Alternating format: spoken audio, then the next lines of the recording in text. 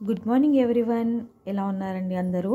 ఈరోజు నేను పండుమిర్చి ఒక పచ్చడి చూపిస్తున్నాను. చలికాలం కదండి, పండుమిర్చి చాలా వస్తుంది. సో హాఫ్ కేజీ పండుమిర్చికి ఒక 125 గ్రామ్స్ చింతపండు తీసుకున్నానండి.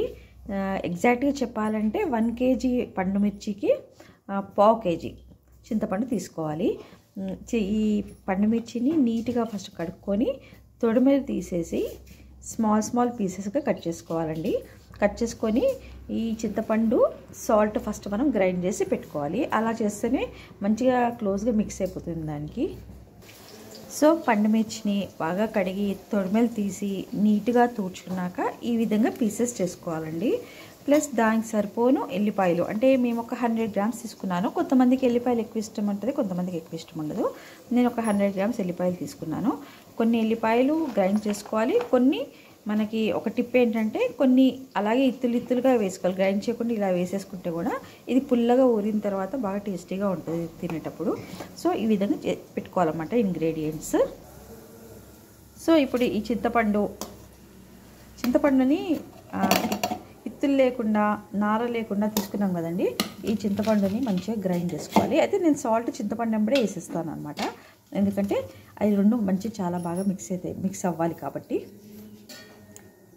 సో సాల్ట్ వేస్తున్నాను. సాల్ట్ అనేది మీకు మనకు అందాజమే తెలిసిపోతుందండి. నాకు సరిపోనంటే నేను ఈ విధంగా వేసుకుంటున్నాను. అది మీరు కూడా వేసుకుంటే సరిపోతుంది. సో చింతపండు గ్రైండ్ చేశాక నేను కొన్ని ఎల్లిపాయలు గ్రైండ్ చేసుకుంటాను అని చెప్పాను కదండి, గ్రైండ్ చేయాలని. అవి ఇప్పుడు వేసేస్తున్నాను. కొన్ని ఎల్లిపాయలు మాత్రం అలాగే ఉంచేస్తాను. ఈ విధంగా కొన్ని ఇలాగే ఉంచేస్తాను, ఎందుకంటే ఇవి గ్రైండ్ చేసిన తర్వాత అవి అలాగే వేస్తే చాలా బాగుంటుంది టేస్ట్. ఇప్పుడు ఇది మళ్ళీ గ్రైండ్ చేసుకుంటే సరిపోతుంది. సో ఎల్లిపాయ కూడా ఇందులో వేసి గ్రైండ్ చేసేసాను. ఇప్పుడు మనము ఈ కట్ చేసి పెట్టుకున్న చాప్ చేసి పెట్టుకున్న పీసెస్ ఉన్నాయి కదండి పండుమిర్చివి, ఇవి ఇందులో వేసేసుకొని బరకగా అంటే కొంచెం దొడ్డుబొడ్డుగా గ్రైండ్ చేసుకోవాలి. ఇది గ్రైండ్ అయ్యాక దింపేటప్పుడు ఈ పెద్దగా పెట్టుకున్న పీసెస్ గ్రైండ్ చేయని ఎల్లిపాయలు వేసుకోవాలన్నమాట. సో దొడ్డుబొడ్డుగా కొంచెం బరకగా గ్రైండ్ చేశాక ఈ మొత్తం మిక్చర్ ఎల్లిపాయలు నేను కొన్ని సపరేట్గా పెట్టాను కదండి గ్రైండ్ చేయకుండా, అవి ఈ విధంగా వేసుకున్నాను. ఇవి కూడా కొన్ని తీసి తాలింపులో కూడా వేసుకోవచ్చు అనమాట. సో దీన్ని ఇప్పుడు తాలింపు వేసేస్తానండి.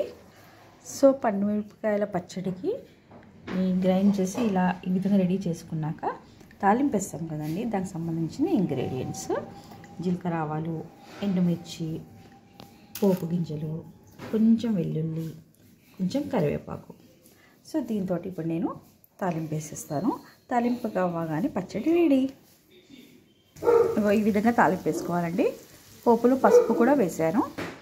సో పోపు వేసాక ఎమ్మి టేస్టీ. సో తాలింపు వేసాక ఎమ్మి టేస్టీ పండుమిరపకాయ పచ్చడి రెడీ.